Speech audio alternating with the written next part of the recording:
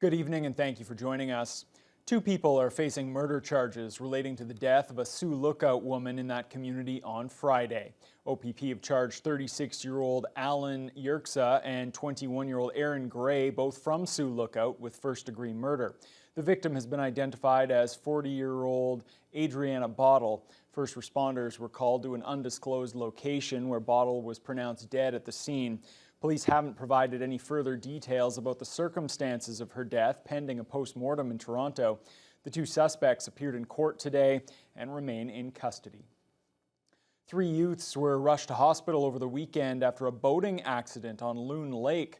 An OPP spokesperson says 2 of the children sustained major injuries in the incident that happened around 7:30 Saturday evening. The third youth suffered minor injuries. One of the victims was taken to Thunder Bay Regional by Orange Air Ambulance, while the others were transported by Superior North EMS. The investigation continues, and the OPP are releasing no further details at this time. One of Thunder Bay's busiest intersections will be closed to all traffic starting on Wednesday. The ongoing construction on Court Street is being extended through the intersection at Red River Road. As Joe Sadowski tells us, it's part of the North Core Streetscapes project. Other than that, we're basically working through the intersection of Court and Red River, and we have to go as far as Cook Street. So right now, what we're planning to do on Wednesday here is shutting down the intersection for about 2 weeks to get all the underground infrastructure in place first. Construction at Lincoln and Court Streets began near the end of May this year, and the entire $13.5 million project will take around 2 years to fully complete. This Wednesday, the popular downtown intersection will be closed and will be completely revamped. City project engineer Brian Newman says after the 2-week underground portion is complete, the intersection will be a temporary gravel road for motorists to use for a while. Once that's done, it'll be a gravel surface, gravel drivable surface. Then we'll work our way all the way to Cook Street.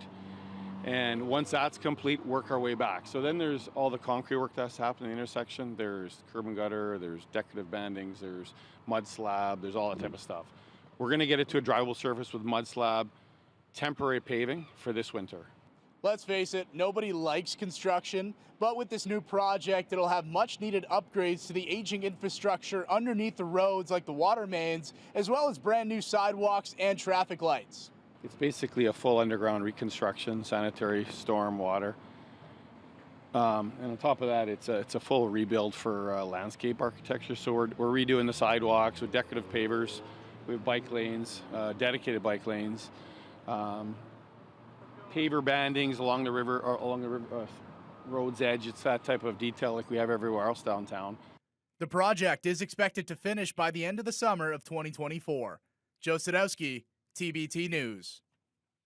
Thunder Bay City Council is back in session tonight following a 2-week hiatus. This as details remain scarce about job cuts related to the organizational restructuring that was approved by Council back in April.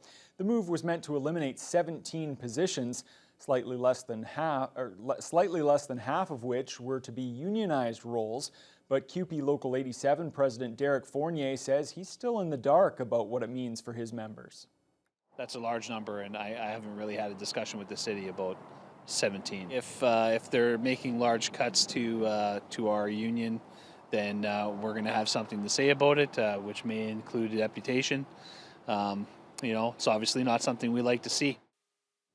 The 17 positions equates to 10 full-time equivalents.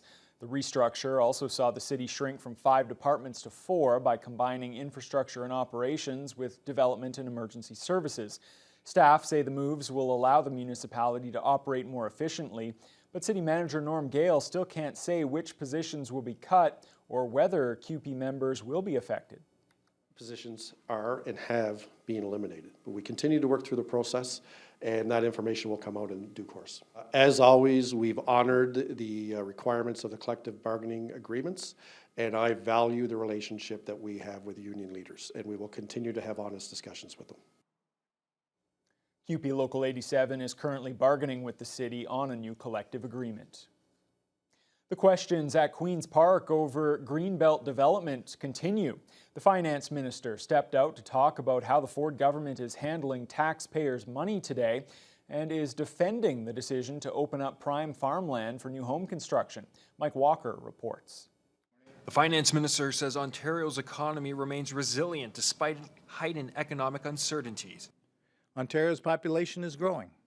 Jobs are being created, and we are attracting investments in the communities across the province.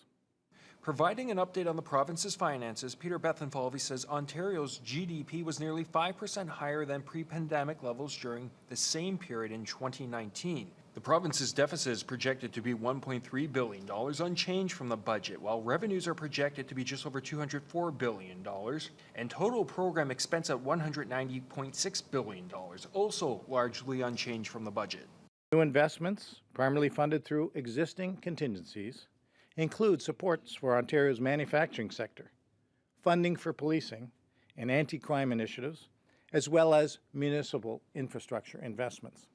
The positive economic news comes days after a scathing report from the Auditor General over the Ford government's decision to develop more than 7,400 acres of Greenbelt land. The AG concluded the process to select Greenbelt lands for removal was biased and favored some developers, spearheaded by the Housing Minister's Chief of Staff.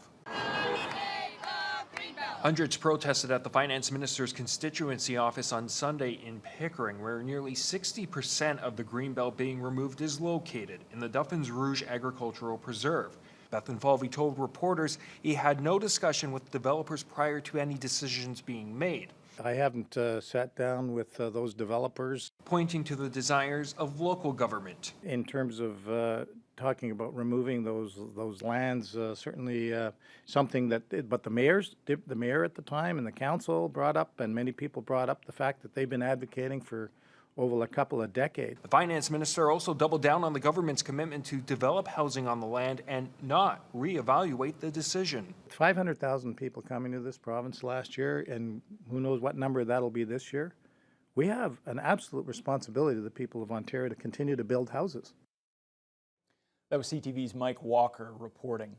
Back here in Thunder Bay now, the search is on for host families willing to welcome international high school students into their home for the upcoming school year. More than 30 international high school students are enrolled at Lakehead Public Schools, but a few of them still don't have a place to stay. Those students are coming from Spain, Mexico, Brazil, and Japan to study at Westgate, Superior, and Hammersholt High Schools. MLI Homestay has partnered with the school board to find them homes, and host families are compensated for their expenses. But coordinator Lisa Hill says those families should also take pride in knowing that they're investing in the community. A lot of our students are actually coming for a long-term goal. So they're hoping to obtain a Canadian high school diploma to then further on their education within our colleges and our universities here in Thunder Bay.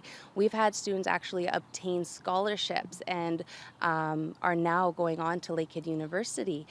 So we're seeing that we're bringing in these new cultures into our community, and our community is benefiting and growing from it. Hill hopes to find hosts for the 4 students by the end of the week. Those interested in hosting can fill out an application on the Homestay website. The criminal trial for a Thunder Bay police officer began today at the city courthouse. Constable Const Franco has pleaded not guilty to 1 count of assault causing bodily harm. The charges stem from an incident in April of last year outside City Hall. A security guard contacted police to report a group of intoxicated people consuming alcohol inside a bus shelter, including one who wanted to fight.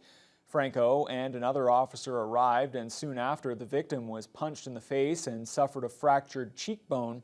The trial continues tomorrow. The full story can be found on tvnewswatch.com. 1 lane of Highway 102 was closed for several hours yesterday evening after remnants from a load of coiled steel toppled off a transport truck and scattered across the roadway. The leftover debris can be seen in a video uploaded to the Skilled Truckers Canada Facebook page.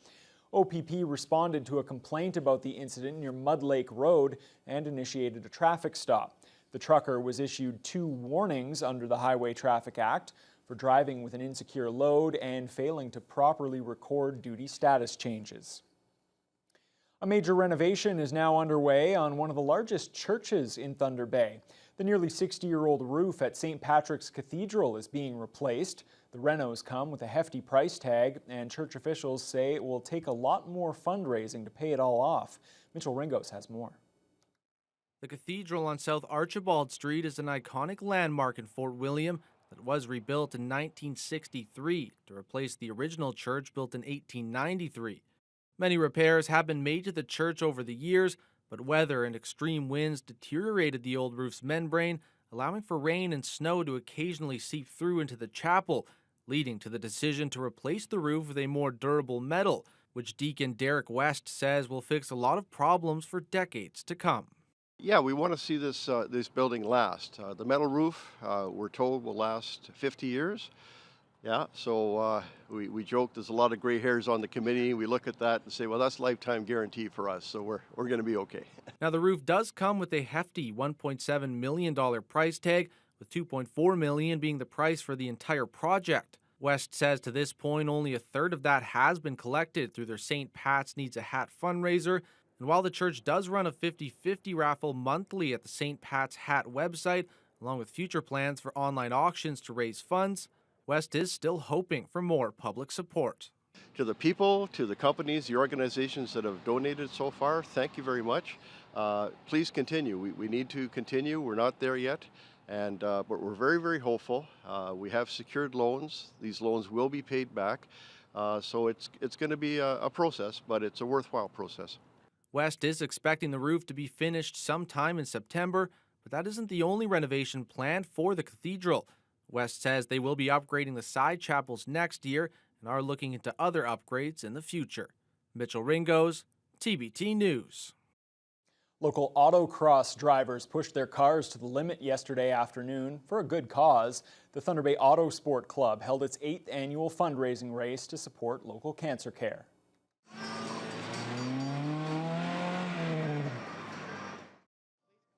Held in the parking lot of the Thunder Bay Regional Hospital, the race brought out the best in all 23 drivers who precisely maneuvered their cars through a sea of traffic cones to get the best time in their class. While the event was free for spectators, competitors were asked to get pledges or pay an extra entry fee to participate. Event coordinator Brad Felino says over the years the club has raised more than $70,000 for the Northern Cancer Fund. It was picked by our president, who unfortunately is not here today, 7 years ago, probably on a personal basis, why that was the charity we should fund. I think most people have been touched by cancer one way or another. We all have our personal choices of charities, but when we come together, it's for one particular, in this case, it's for cancer. Hundreds of music fans made the trip to Red Rock this past weekend for the 2023 Live from the Rock Folk Festival. Artists and attendees alike praised the music, picturesque setting, and friendly atmosphere. Lee Noonan was there. The laid-back folk vibes of this year's Live from the Rock Festival were spiced up with a little dobro and brass, and festival goers seemed to enjoy the change, with crowds up and dancing to high-energy sets from the genre-bending King Cardiac and bluegrass band The Barrel Boys. You can't get better views than this. This is pretty nice, you know. So obviously the nature and like the swimming out here has been fabulous. The drive-in, like you can't really beat that drive along the lake.